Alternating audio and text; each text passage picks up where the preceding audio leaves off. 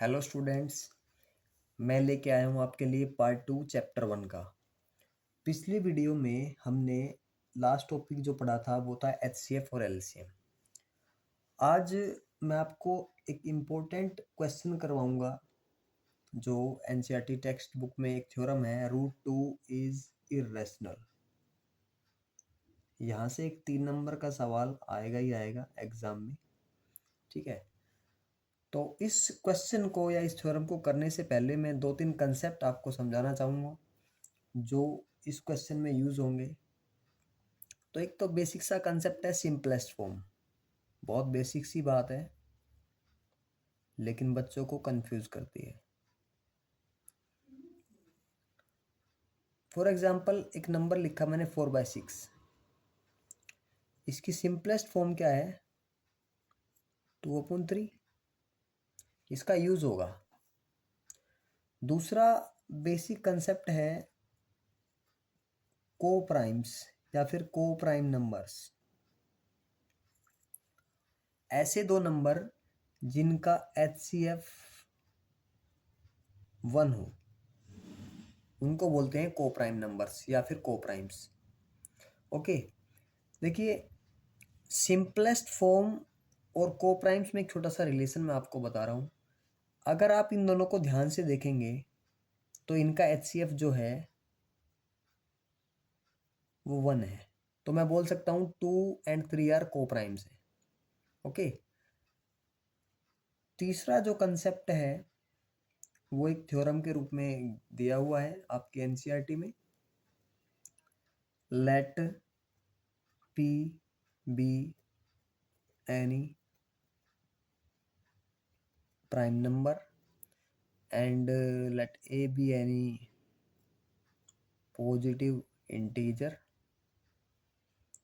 if p divides a square then p divides a also। कहने का मतलब p कोई प्राइम नंबर है, यदि p a स्क्वायर को डिवाइड करता है तो p a को भी डिवाइड करेगा। इसको मैं एक एग्जाम्पल के थ्रू आपको समझाना चाहूँगा। फॉर एग्जाम्पल प्राइम नंबर ले लिया मैंने 3 और मैं कह रहा हूँ ये जो 3 है ना वो 9 के स्क्वायर को डिवाइड कर रहा है। ये जो 9 के स्क्वायर को डिवाइड करता है तो 3 है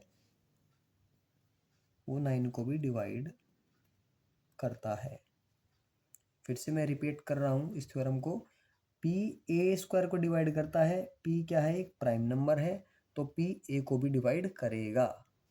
एक कंसेप्ट ये पढ़ाया था मैंने, को प्राइम्स। ऐसे दो नंबर जिनका एचसीएफ 1 होता है उसको कहते हैं को प्राइम्स, और ये सिंपलेस्ट फॉर्म है, ठीक है। ये आप जानते ही होंगे, फिर भी मैंने रिवाइज करा दिया है। अब आते हैं इस क्वेश्चन पर, रूट 2 इज इरेशनल।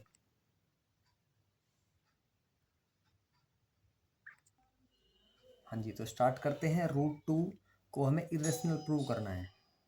हम स्टार्ट करते हैं।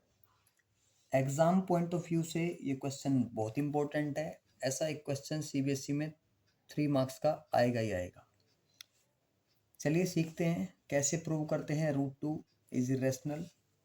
पहला step, let us assume that, पहले मैं एज्यूम करूंगा कि जो रूट 2 है वो रेशनल है।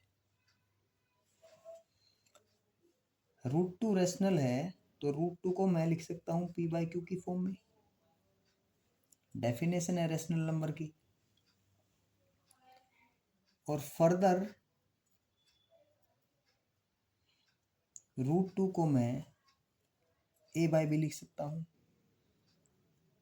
वेयर a b आर को प्राइम्स, ठीक है।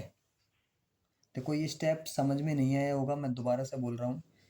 मैंने इसको जस्ट सिंपलेस्ट फॉर्म में लिखा है। जैसे मैंने आपको सिखाया था 4/6, इसको मैं सिंपलेस्ट फॉर्म में लिख सकता हूँ ऐसे ही, ठीक है।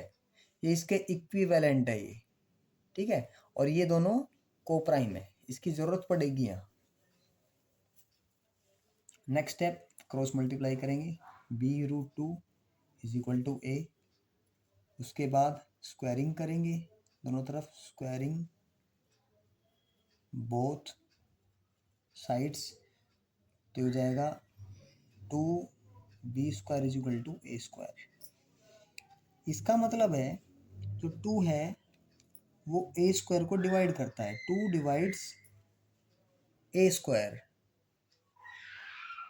This implies 2 divides a also. अभी मैंने आपको एक थ्योरम पढ़ाई थी, एक प्राइम नंबर है वो a² को डिवाइड कर रहा है तो वो a को भी डिवाइड करेगा। देन